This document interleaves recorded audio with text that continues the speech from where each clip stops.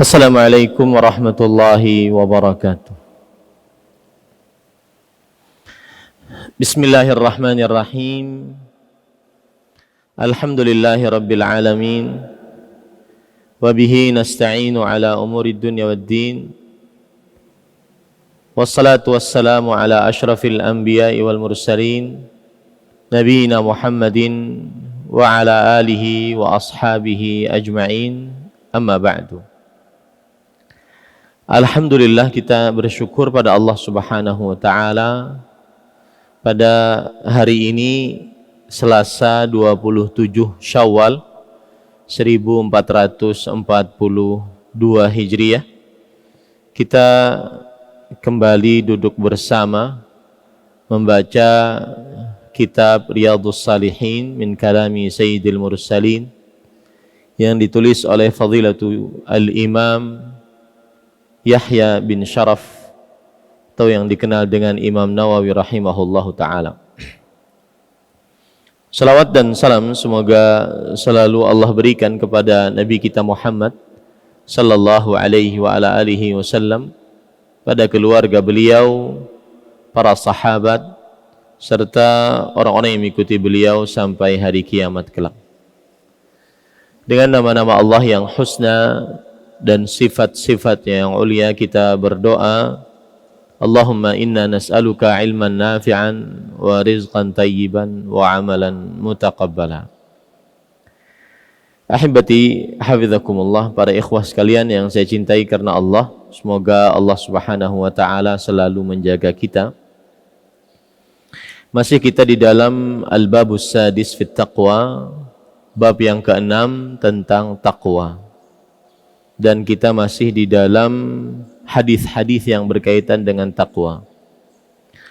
Pada hadis yang ke-72 di dalam kitab Riyadhus Shalihin dan hadis yang ke-4 dalam bab takwa, qala al-musannif rahimahullahu ta'ala an Abi Tarif Adi bin Hatim At-Tai radhiyallahu anhu qala sami'tu Rasulullah sallallahu alaihi wasallam yaqul man halafa ala yaminin thumma ra'a atqa lillahi minha falyati taqwa, rawahu Muslim.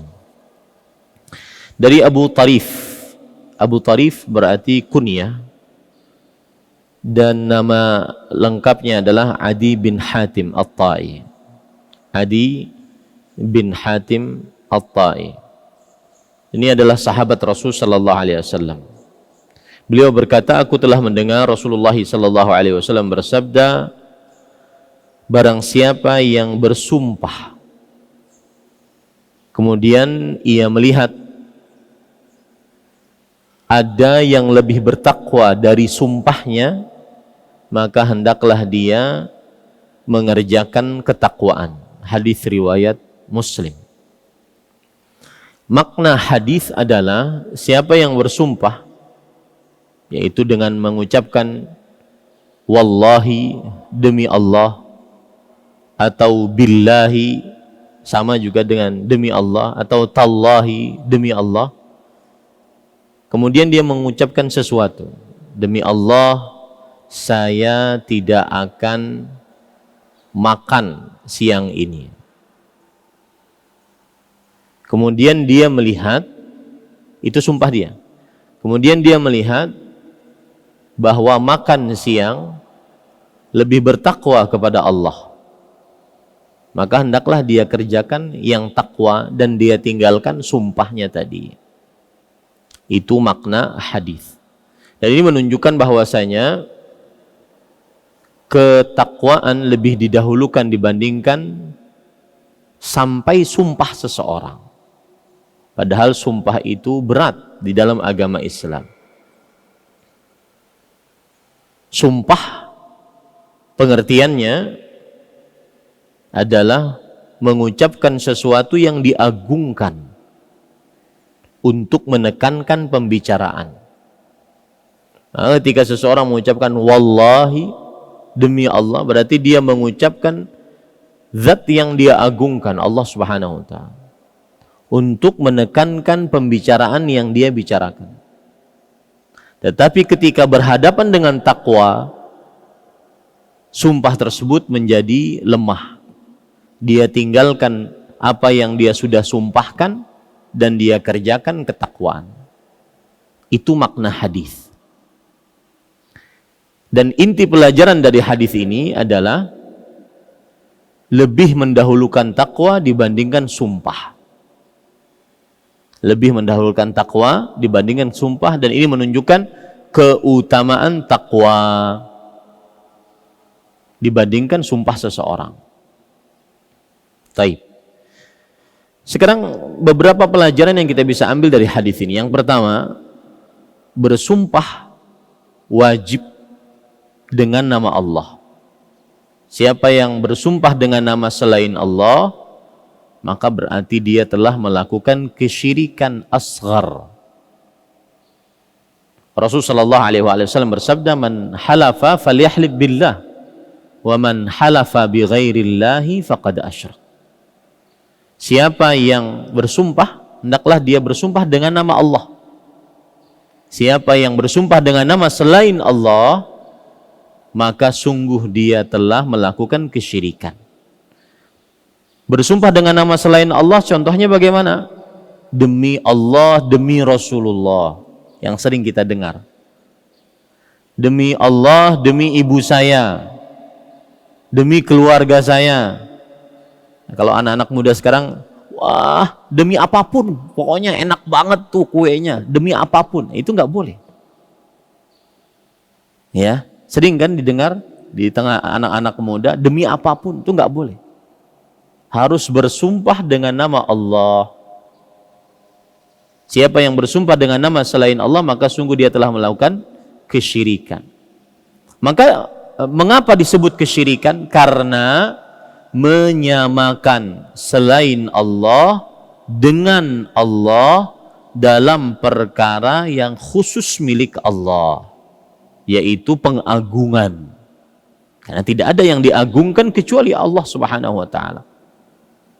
Menyamakan selain Allah dengan Allah dalam perkara yang khusus milik Allah Subhanahu wa taala, yaitu pengagungan. Dan syiriknya syirik kecil karena hanya pada lisan, tidak syirik besar yang mengeluarkan dari agama Islam.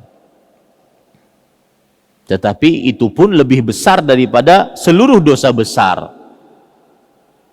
Maka jangan bersumpah kecuali dengan nama Allah. Demi Allah. Tidak boleh demi bapak saya, demi 7 keturunan saya, nggak boleh, haram hukumnya. Dan syirik asghar yang mana lebih besar dari seluruh dosa besar. Ini pelajaran pertama. Pelajaran yang kedua yang kita bisa ambil dari hadis ini adalah bahwa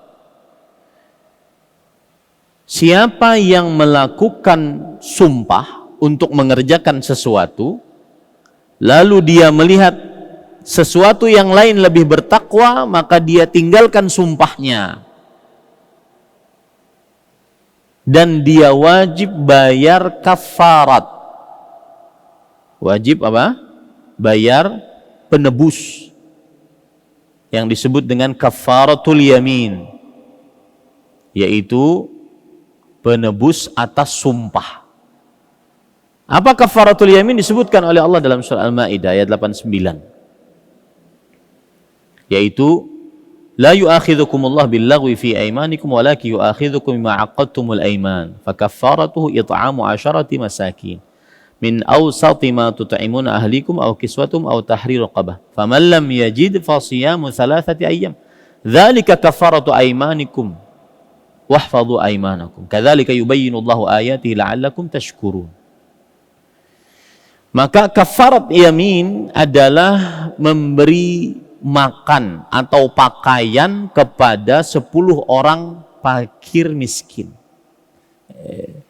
Kafarat sumpah ini disebut dengan kafarat yamin, ya. Jadi kalau antum dengar para ustadz, para pemuka agama mengajarkan tentang kafarat yamin itu artinya kafarat sumpah, penebus atas sumpah yang tidak dilaksanakan. Yang pertama adalah bersedekah atau memberi pakaian kepada 10 orang fakir miskin. Kalau tidak bisa, maka memerdekakan budak. Kalau tidak bisa, berpuasa 3 hari berturut-turut. Itulah kafarat yamin. Dan kebanyakan orang mengambil 3 hari berturut-turut. Ini pelajaran yang kedua. Bahwa kalau seandainya sumpahnya itu tidak dilakukan karena ada yang lebih bertakwa, dia harus bayar kafarat yamin. Pelajaran yang ketiga yang kita bisa ambil dari hadis ini adalah bahwa seorang muslim diharamkan untuk banyak-banyak bersumpah, terutama dalam hal-hal yang remeh-temeh. Berdasarkan ayat tadi, surah Al-Ma'idah ayat 89. Wahfadhu aimanakum. Jagalah sumpah-sumpah kalian. Beberapa ulama tafsir mengatakan yang dimaksud jagalah sumpah kalian la tuksir minal halif. Jangan terlalu banyak bersumpah, terutama ini para pedagang. Sering bersumpah. Para pedagang sering bersumpah untuk terjual dagangannya. Maka Rasulullah SAW mengatakan, al-halifu munafiqatun li silah wa mumhiqatun lil barakah. Sumpah itu menjual barang. Orang kalau sumpah nih 100% modalnya cuma sekian. Jadi untungnya cuma sedikit. Ayolah beli. Dia barangnya terjual tetapi mumhiqatun lil barakah. Dia menghancurkan berkah dari jual beli yang dia lakukan tersebut. Maka tidak boleh bersumpah. Mungkin di Indonesia jarang, tapi sudah banyak sih orang melakukan sumpah-sumpah, terutama sumpah yang tidak disyariatkan dalam agama Islam. Demi apapun itu sering tuh. Kalau di tanah Arab orang sering bersumpah dengan wan nabi, demi nabi. Ya. Kalau di kita sering demi keturunan saya, demi 7 turunan saya, demi bapak ibu saya, demi, nah itu mengumpulkan 2. Sudah sering bersumpah, sumpahnya bukan dengan nama Allah. Sering bersumpah dengan nama Allah saja haram, apalagi sering bersumpah dengan nama selain Allah Subhanahu wa taala. Kemudian para ikhwan yang dirahmati oleh Allah Subhanahu wa taala, itu beberapa pelajaran yang kita bisa ambil dari hadis tentang sumpah. Jadi jangan sering-sering bersumpah. Tidak boleh seseorang sering-sering bersumpah. Demi Allah saya akan begini, demi Allah saya akan begini. Dan sumpah beda dengan nazar. Ini pelajaran selanjutnya. Yang keempat kalau tidak salah. Sumpah beda dengan nazar. Nazar itu mewajibkan sesuatu terhadap diri sendiri yang tidak diwajibkan oleh syariat. Seperti saya bernazar tahun ini akan menikah lagi.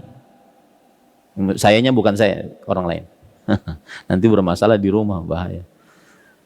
Ya, tahun ini akan menikah lagi. Nah, itu nazar harus dikerjakan. Karena dia telah mewajibkan untuk dirinya sendiri. Ya. Kalau tidak, maka dia bayar kafarat.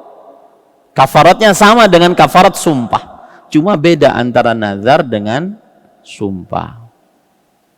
Taib.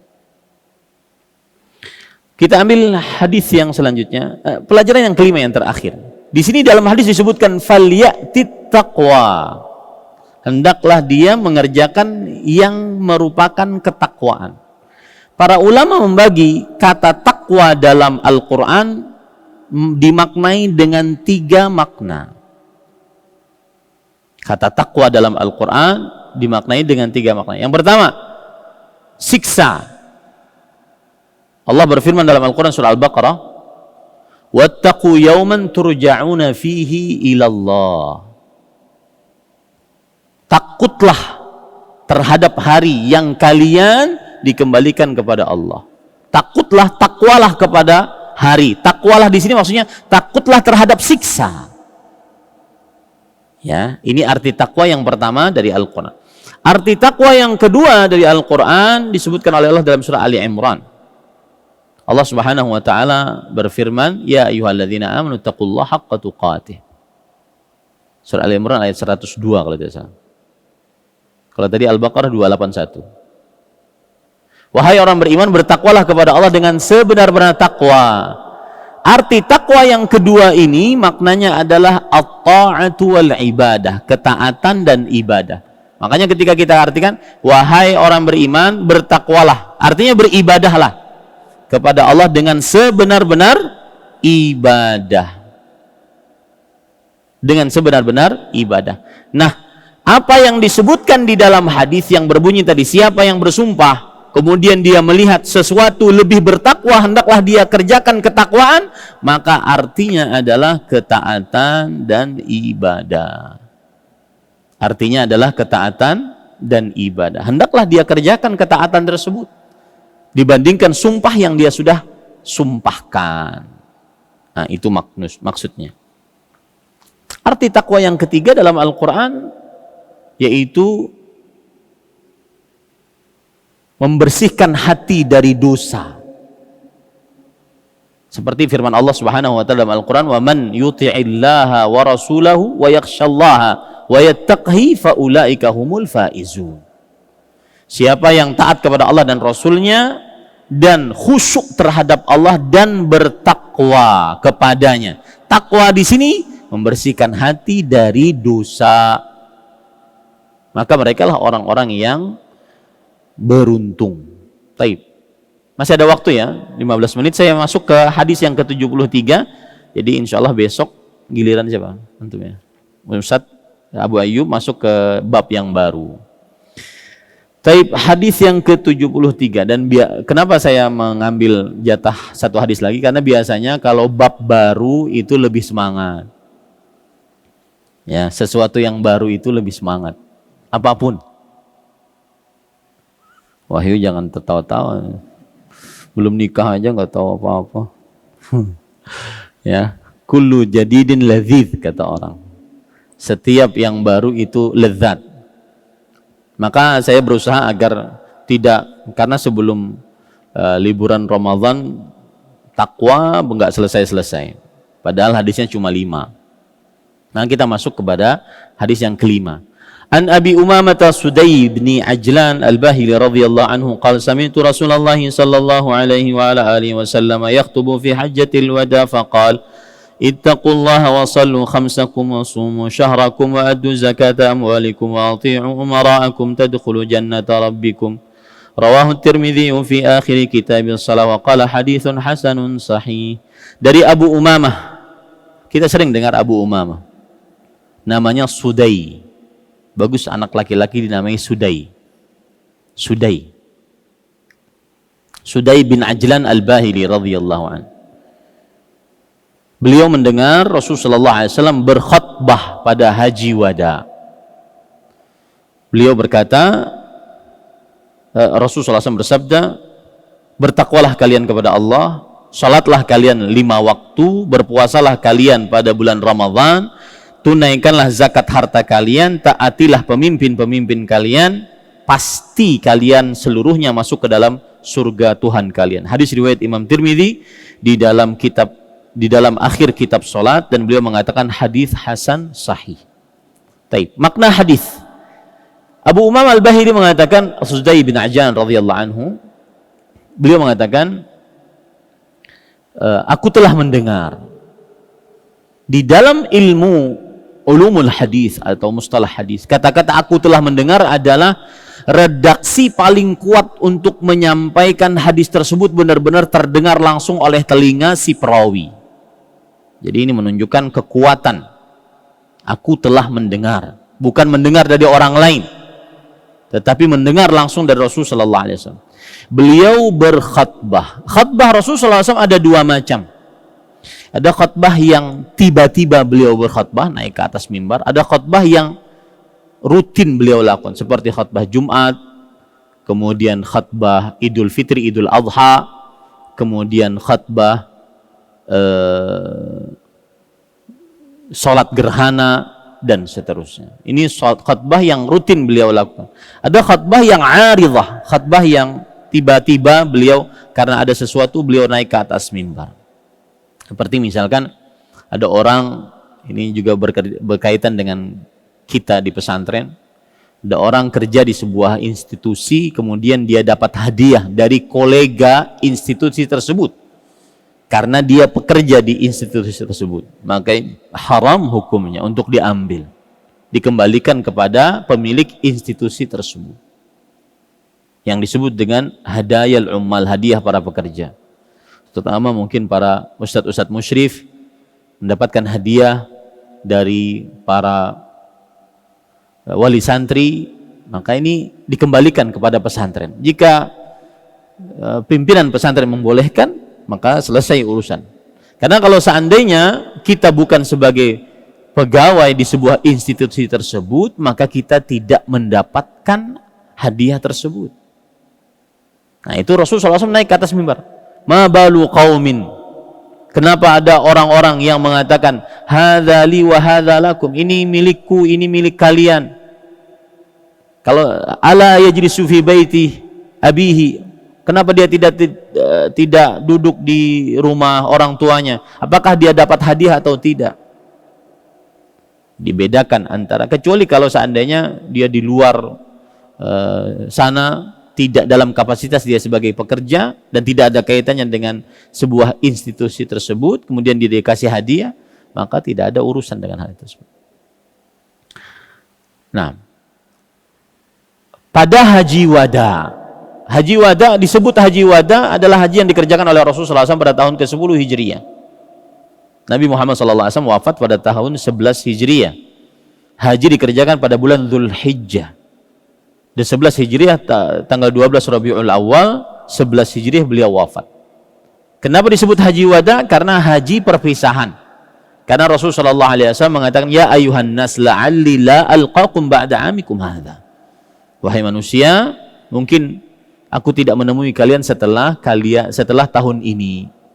Maka disebut dengan haji wada. Haji pertama dan terakhir Rasulullah SAW. Berarti ini di hadapan para sahabat. Berarti ini adalah khutbah yang tiba-tiba. Beliau berkata, ittaqullah, bertakwalah kepada Allah. Nah, saya ingin bertanya, ngetes kalian. Takwalah kepada Allah, di sini maknanya tadi 3. Yang pertama adalah apa? Yaitu sebuah ketaatan atau siksa. Yang kedua, ketaatan. Yang ketiga, membersihkan diri dari dosa. Ketika Rasulullah SAW bersabda, ittaqullah, bertakwalah kepada Allah. Kemudian, sholatlah kalian 5 waktu. Berarti kata takwa di sini maksudnya apa? Bertaatlah, ibadahlah kepada Allah. Itu pentingnya memahami perkataan ayat-ayat Al-Quran di Rasulullah SAW dengan pemahaman para sahabat Nabi radhiyallahu anhu. Karena kita akhirnya bisa meletakkan kata takwa dalam berbagai macam makna sesuai yang diinginkan oleh Allah dan Rasulnya sallallahu alaihi wasallam.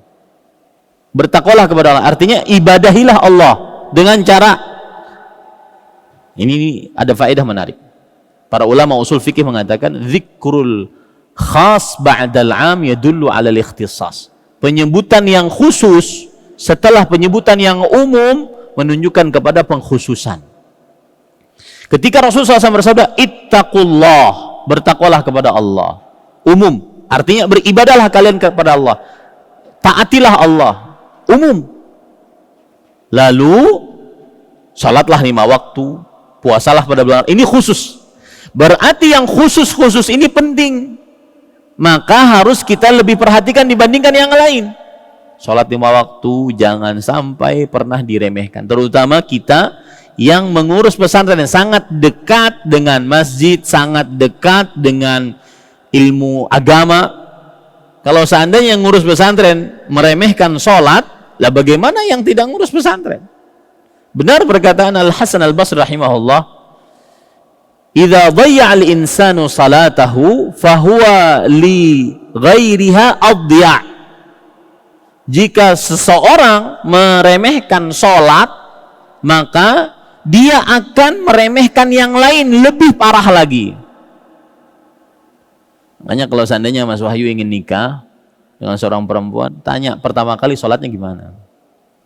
Karena saat dia menjaga sholat, dia akan menjaga dirimu, Mas.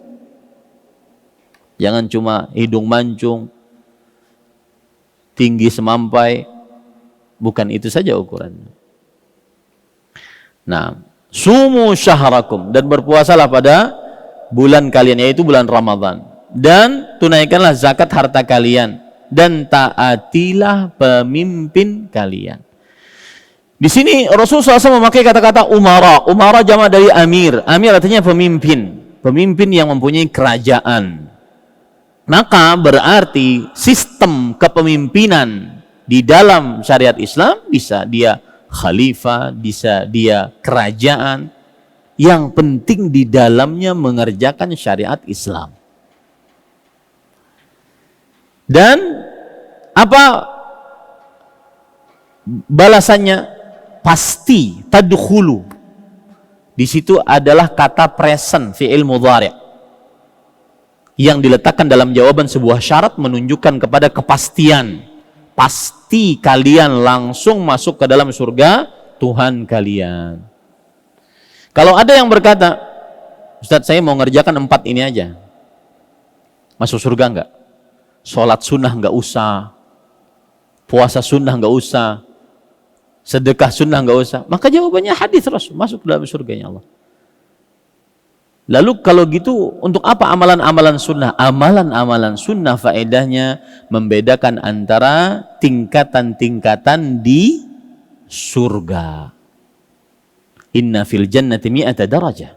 Sesungguhnya di dalam surga terdapat 100 tingkatan. Ma baina kulli darajatain kama baina as-sama'i wal ardh. Antara satu tingkatan dengan satu tingkatan seperti jarak antara bumi dengan langit. Langit yang dimaksud bukan yang biru yang kita lihat, bukan. Berarti jauh sekali. Nah, faidah itu makna hadis. Inti dari hadis ini yang berkaitan dengan takwa adalah awal hadis, ittaqullah. Ingat sekali lagi, kata takwa yang dimaksud di sini adalah beribadahlah kepada Allah Subhanahu wa taala.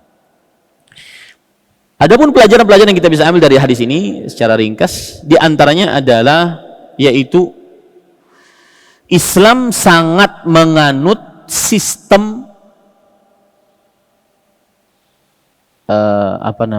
skala prioritas. Yang mana lebih didahulukan, yang mana diakhirkan. Itu Islam sangat menganut itu. Makanya kalau ada di hadapan kita mana yang wajib, mana yang sunnah, yang didahulukan adalah yang wajib. Seperti hadis ini, sholat 5 waktu, puasa pada bulan Ramadan, menunaikan ibadah haji, membayar zakat, taat kepada pemimpin. Ini pelajaran pertama. Islam sangat menganut sistem skala prioritas. Seperti bersedekah. Sedekah kepada keluarga, anak, istri lebih utama dibandingkan sedekah kepada orang-orang miskin yang bukan keluarga. Skala prioritas. Ya. Skala prioritas yang lain, sholat berjamaah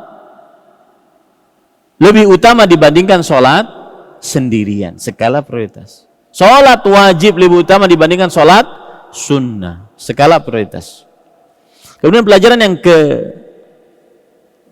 kedua dari hadis ini adalah yaitu mentaati pemimpin dengan syarat satu,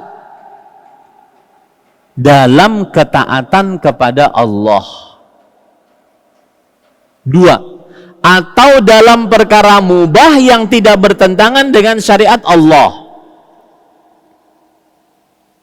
Dalam perkara mubah yang tidak, seperti pakai helm, taat traffic light, lampu merah, ya, maka harus taat. Sebagian orang mengatakan, ini kan bukan urusan agama, terobos aja. Maka jawabannya enggak. Mentaati peraturan lalu lintas itu termasuk daripada ketaatan kepada pemerintah dan tidak bertentangan dengan syariat Islam. Dan wajib hukumnya. Ya, wajib hukumnya. Karena sebagian orang ada mengatakan kita taat kepada pemerintah hanya dalam perihal yang Allah perintahkan saja, sholat, puasa, zakat, maka kita taat kepada pemerintah. Maka jawabannya, ini penjelasan menarik dari Imam Ibnu Utsaimin rahimahullah. Beliau mengatakan, kalau begitu Nggak manfaat. Kita sudah diperintahkan oleh Allah untuk taat kepada Allah dan Rasulnya. Tanpa perintah dari pemimpin negara pun kita wajib taat kepada Allah dan Rasulnya. Paham tidak? Ya.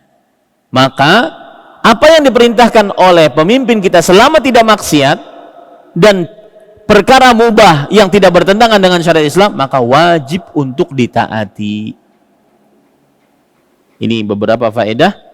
Dan terakhir faedahnya adalah boleh dan disyariatkan dan tidak mengurangi keikhlasan. Siapa yang beribadah ingin masuk surga. Saya ulangi, boleh disyariatkan, tidak mengurangi keikhlasan. Siapa yang beribadah ingin masuk ke dalam surganya Allah Subhanahu wa ta'ala. Berdasarkan hadis ini. Kalau seandainya tidak boleh, seperti sebagian orang yang menganut ajaran tasawuf, yang mengatakan bahwa saya tidak takut kepada neraka, tidak ingin masuk surga dari amal saya hanya ingin rindu bertemu dengan Allah. Siapa yang beribadah karena ingin masuk surga, takut neraka, maka mengurangi keikhlasannya. Maka ini adalah sebuah kekeliruan. Bertentangan dengan ayat yang begitu banyak memerintahkan kita untuk masuk ke dalam surga. Bertentangan dengan hadis Rasulullah SAW. Dan Rasulullah SAW sendiri, beliau mengatakan kepada seorang sahabat dalam hadis riwayat Imam Abu Daud, haulaha nudandin. Ada seorang sahabat sholat, lalu setelah sholat beliau tanya, kamu dalam sholat baca doa apa? Maka sahabat tersebut mengatakan, ma uhsinu dandanaka wala dandata Mu'ad. As'alullah al-jannah wa a'udzu bihi minan nar. Aku tidak bisa doa sebaik doa engkau wahai Rasulullah di dalam salatku. Dan juga sebaik doanya Mu'adz bin Jabal. Mu'adz bin Jabal karena seorang ulama, ahli fatwa di zamannya. Tetapi aku di dalam salat hanya minta surga dimasukkan ke dalamnya dan jauhkan dari api neraka. Itu saja. Apa kata Rasulullah SAW? Haulaha nudandin.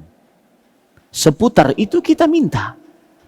Berarti boleh beribadah ingin surga, tidak mengurangi keikhlasan, tidak mengurangi tauhid.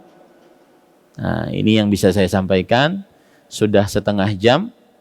Mungkin jika ingin menyelesaikan sampai 1.30, ada waktu 7 menit jika ada yang ingin ditanyakan. Wallahu a'lam. Dengan ini kita nyatakan selesai bab yang ke-6. Dan insyaallah ta'ala kita masuk kepada bab yang ke-7 pada besok hari dibawakan oleh Ustaz Abu Ayyub hafizahullah. Nah, hal min sa'il, ada yang ingin bertanya? Sudah makan kalau pian? Belum. Taib. Jika tidak ada yang bertanya, kita cukupkan dengan kafaratul majlis. Subhanakallah bihamdik asyhadu an la ilaha illa anta astaghfiruka wa atubu ilaik. Wassalamualaikum warahmatullahi wabarakatuh.